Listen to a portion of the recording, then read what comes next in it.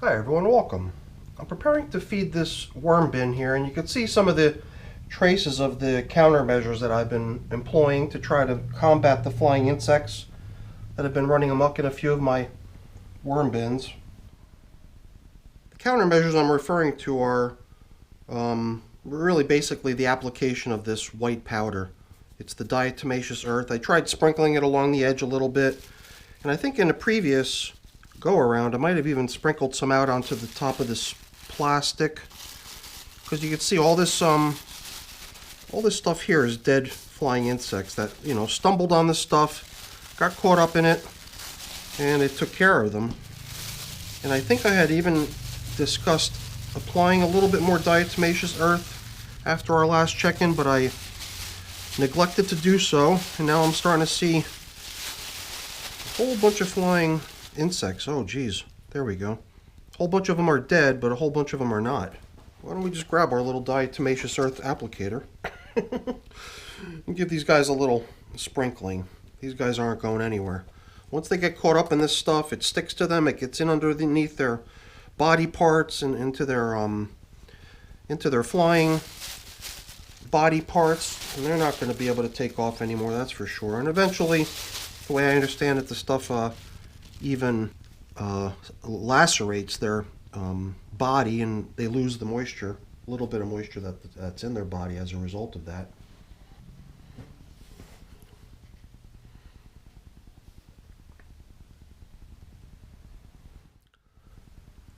I mean, it's always regrettable when you have to take measures that you know are going to harm another being, but, you know, these little guys are pretty annoying, you know. So I think when I'm done here, I might have to do a little bit more sprinkling of the diatomaceous earth out onto the plastic coverings and maybe around the rim again. See if we can get rid of these little guys.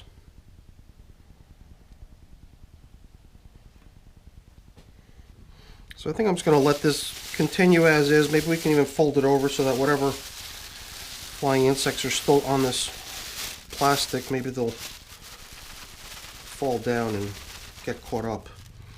Good amount of moisture down in here. I'm wondering if our plastic coverings are even necessary anymore. I've been sticking with the plastic coverings in most cases, but I'm starting to wonder if maybe now that the weather's warming up, the heat's not running so much, and I blame a lot of the dry air in the wintertime to my heating system with the forced hot air. Now, before we get off the topic, for anyone who's unfamiliar with what this is, or if they can't understand the way I'm pronouncing it, it's diatomaceous earth. I believe that's the right pronunciation. It's used for, you know, tackling all kinds of different types of hard body insects, and it's all natural. It's completely safe pretty much anywhere you use it, except to the little creatures that you're trying to knock out with this stuff. I was looking in earlier on another of my systems where I had treated the plastic coverings, in another of my systems where I was seeing a great number of flying insects, and the only thing I see there is a pile of white powder with a whole bunch of dead insects in it and no activity. So maybe I should have followed through on my promise/threat to lay some of that stuff down here too.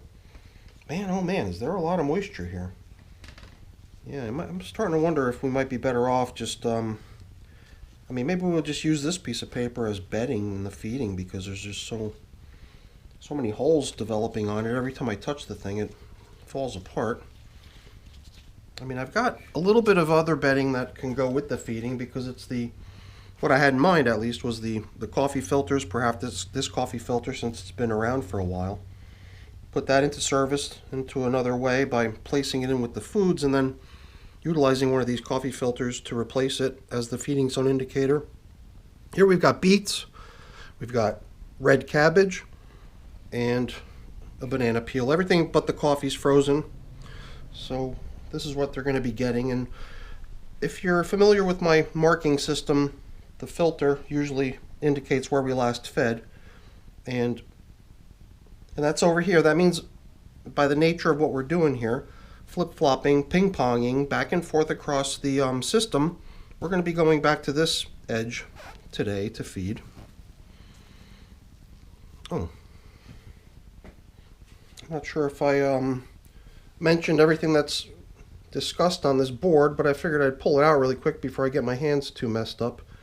So I think we might have mentioned the age, maybe not. It's an 87-day-old bin now. The worms in here are red wigglers, and we've already alluded to how we're feeding it, doing this back and forth ping pong style. There's been 7 feedings so far. The first couple were not done in that style. Only the 5 most recent feedings were done in this ping pong style. A couple other tidbits here, 12 days since the last feeding. The spot that we're going to be feeding today is where this pineapple that's mentioned over here was placed 39 days ago. So that must mean there was 12 days that elapsed before we added food in here, and then it was, I think, 17 days, and then it's been 12 more days. I forget, whatever. However that all breaks down. And the big question mark on this side of the container was what's going to happen with that pineapple. 39 days now. Some people have made reference to how it could take months. So I think rather than just trying to wait that out and assume that the worms are okay because there's food there, if it's food that they can't eat today, then it's, in my mind, it's just extra bedding, or it's just, you know, whatever. It's future food, but it's useless as far as feedings are concerned. And even though we might find large chunks of stuff like that, it will be necessary to continue feeding because it'll take time before that stuff can actually be utilized by the worms in them. Just checking out this pumpkin stem here. Man, is this thing breaking down nicely. It's so cool to see how the worms like to just crawl around on the thing. And they even managed to burrow down into some of the openings in the thing. So they're not going to appreciate all this bright light here. They're going to skedaddle. And then down here, if we keep looking, oops, just curious to see how the pumpkin's progressing. I mean, these things were big chunks of material. Actually, in the beginning, I had attempted to keep the pumpkin in one piece. I'm starting to question whether I'm getting things mixed up here. I mean, the feeding zone indicator is where we fed last time, I believe, on this side. And I thought that the pumpkin was on the opposite side and that we'd be returning to the pumpkin side today. It would be pretty pathetic if I had to take a break to run upstairs to verify my information. Because if we don't find a big chunk of leftover pineapple in here... Did I say pumpkin before? I might have. If we don't start finding big chunks of leftover pineapple, I'm going to be questioning whether we're in the right end of the bin. Unless it just suddenly over the past 12 days become edible and interesting to the worms and they've eaten it, but I'm starting to believe that I might have just gotten things mixed up here. I just feel compelled now. Sorry. Gotta satisfy my curiosity. I might have just been getting things mixed up because those pineapple chunks, here they are. They're on this side. I'm sorry. I must be getting them mixed up. Perhaps this is where we're gonna feed today. Jeez, does it make a difference? My little feeding experiments are definitely intended just to be kind of novelty, entertainment based. None of this is, you know, scientific evidence to prove or disprove anything. So I shouldn't feel compelled to be really rigorous with my methods. So, you know, what we're seeing here is obviously well, to me it's obvious, maybe not so much to you. So here's the very bottom of the pineapple. See how many more times I call it a pumpkin. Where the, I guess the flowering end is, and on the other end is where the leaves all grow. The way I had chopped this thing up was I tried to carve it all around in such a way that those flaps that I had carved were still attached to the bottom. So this thing actually had the entire outer pineapple skin attached to it in the beginning when I placed it in here. It was huge. But over time, each of those little chunks that were attached to it have gradually broken off into smaller pieces. And there was also this middle portion of the pineapple that you basically don't eat this stuff because it's really, really fibrous. So it makes for good worm food, I guess, eventually, but maybe not yet. Compared to what we saw on that other side, I'm not seeing a whole lot of worm activity here. Oh, maybe I'm mistaken. Here's some worm activity. But now, you know, I'm not trusting my memory on what's going on here anymore, but I thought we had placed our most recent feeding right on top of the old pumpkin. pineapple.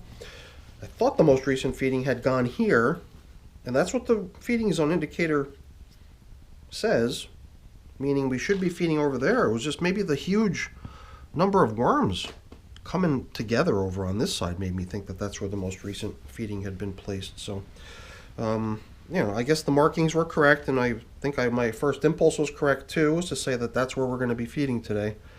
So, doesn't matter. Maybe I shouldn't have had that third cup of coffee. I'm just kind of like buzzing, my head's buzzing back and forth here a little bit. I don't know, I heard the coffee machine beep, indicating that it was turning off the heater, and I figured, oh, maybe one more nice hot cup of coffee. What the heck, right? So, this side will continue. Yeah, this was part of the last feeding. The stem of some grapes. Kind of a weird thing I usually don't include in my worm bins. I figured, let's give it a go.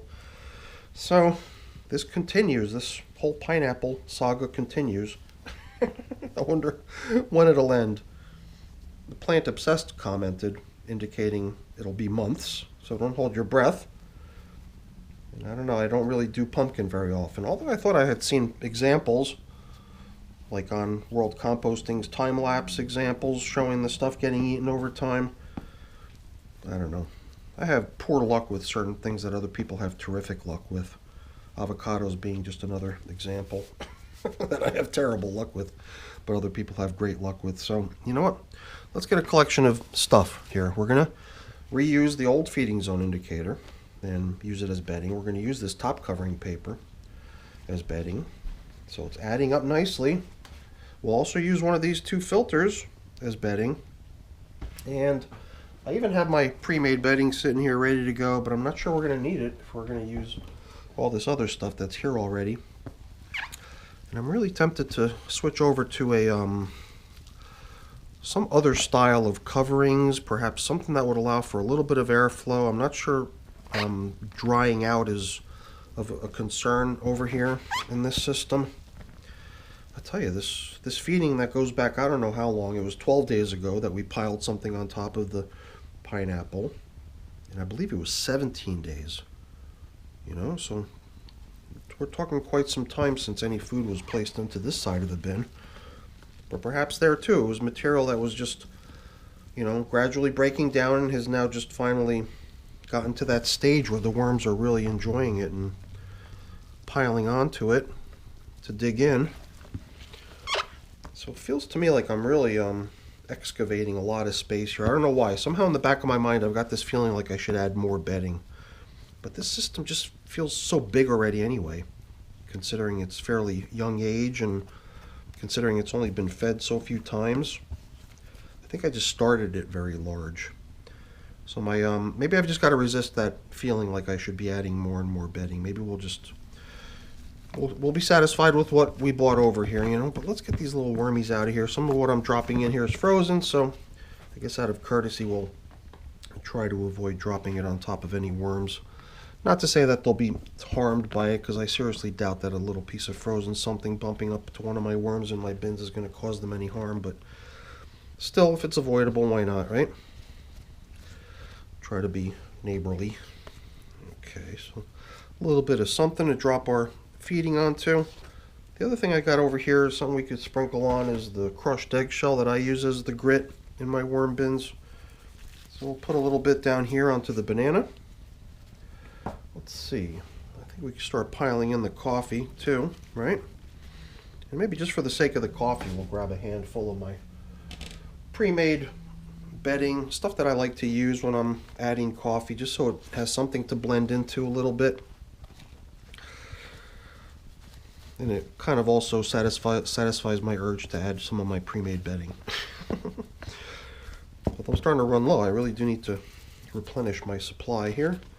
Here's another piece of paper, but this might be the one that we use now to replace the old one as our feeding zone indicator.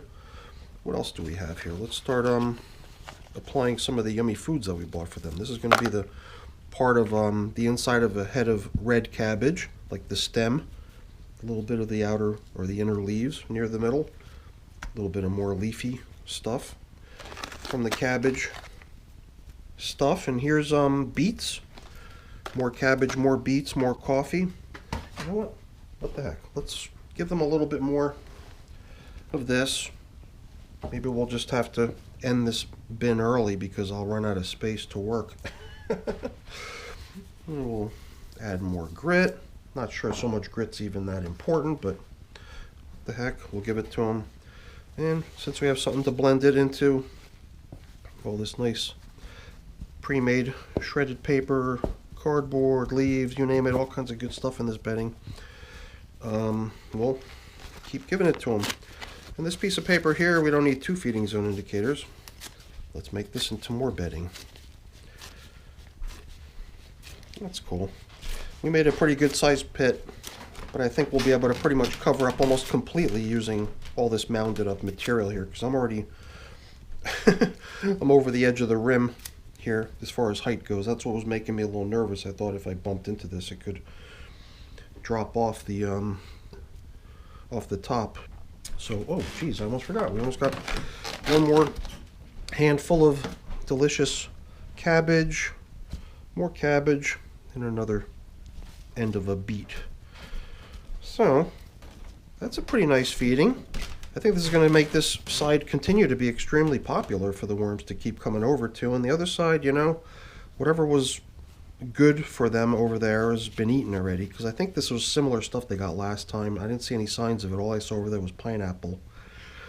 So whatever, you know, whatever still lingers here from the previous feedings, as well as what they're getting here now, I think is going to make this end of the bin the more popular spot for quite a while longer. And then next time when we come back in here, we'll see what happened to the pineapple, but we're not going to hold off on feeding that other side. The pineapple will just eventually get consumed when it's ready. But I don't want to, you know, stop the ping pong feedings. I'd really like to continue with the whole idea of feeding from side to side. Although, you know, this was not the expected result, you know. If you set up a ping pong feeding, you sort of start getting this expectation of going back to where you last fed, which was over the pineapple, and finding all the worms hanging out there. And maybe they were there, you know, a week ago, but in the meantime they've returned over to this side, and that's where we found the majority of the worms. And there's a good number of worms in here. I'm trying to remember what the number is. We had all estimated what the count was. We always kick in our estimates, not always, sometimes, but more recently I've been trying to do it. I don't remember the exact number, but 1330 something comes to mind. Perhaps 1334, 1335 is the worm count. I flashed it on the screen last time we checked it on the system. And just from what I saw here, it seems legit as far as an estimate for the worm count in here. Now I need some sort of a top covering. So this box here, when I tore off this last segment of it, seems to fit almost perfectly into here. Maybe I could just fold these up a little bit so they don't pin themselves up against the wall and create excess airflow. I don't want to dry the system out. I just want to, you know, let it vent off a little bit of what appears to be excess moisture down here. I think I mentioned Plant Obsessed earlier. I think another thing that she commented on was that the pineapple was looking a little bit dry, and adding some water might not hurt. I don't know. I don't know, just based on what appears to be maybe even too much moisture in here, I'm thinking that's not necessary. So is that going to be adequate cover? Will it dry out too much? Maybe it's just what the doctor ordered. Why don't we try it this way? I got some spare cardboard here since it's part of that box. We'll leave it here. Maybe we'll utilize that as bedding next time we come in here. So I'm looking around the table. I've got a leftover piece of plastic. What was our covering, but we're going to see how this goes. Oh, you know what? Let's try one last thing. Bear with me. So what I showed earlier is just a plastic cup thing with some holes in it. I was using these as seed starters once upon a time, but I figured if I take 2 of them and align the holes in such a way that none of them match up, I'll have sort of a container that doesn't sprinkle, although some does make its way through. But then I can use the other one as the salt shaker sort of component of the mechanism. And even though it's not really a nice fine dusting like you might see at a bakery or something when they're dusting cookies and stuff, I think you're supposed to run powdered sugar or whatever, flour. If you really need to have a good fine dusting, I think you would run it through like a kitchen screen or kitchen sieve. And that might be what would result in a better application of this stuff. I don't think it matters so much, you know. The flies don't know enough to try to avoid it. They'll just stumble into it and they'll be sorry. Wondering if they're going to try to hide underneath. Why don't we give them a little surprise if they do? So I'm curious to see how that works. Next time we come in here, hopefully we'll see not too much dryness and 0 bugs. So let me tend to cleaning up around here and putting things away after the filming is done. Before I go, though, let me really quickly say thank you. Thank you so much for watching. Hopefully you enjoyed the video. If you did, please remember to leave me a quick thumbs up before you go. And if you haven't done so already, please also consider subscribing to the channel. And channel memberships are also available if you want to support the channel. Give that a try, too, if you're interested. All right, everyone. Thanks so much for watching. Have a great day. Bye now.